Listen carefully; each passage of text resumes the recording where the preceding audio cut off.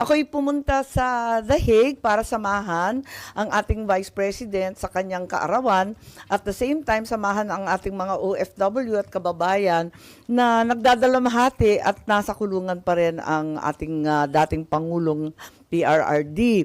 Kami ay dumaan sa Oman kung saan yung mga Pilipino ay talagang sabik na makita si VP. Pagkatapos noon, pumunta na kami sa The Hague, Netherlands. At alam naman natin, bawal lahat pumasok, pera lang yung pamilya at saka yung abogado. Kaya nandun lang kami sa labas, masaya naman, pero umiiyak din. Nakakatuwa nga yung aming pagtitipon dahil kakaiba. Grabe ang suporta ng mga OFW natin na nagdatingan. Yung iba galing London, galing sa Belgium, galing sa Spain.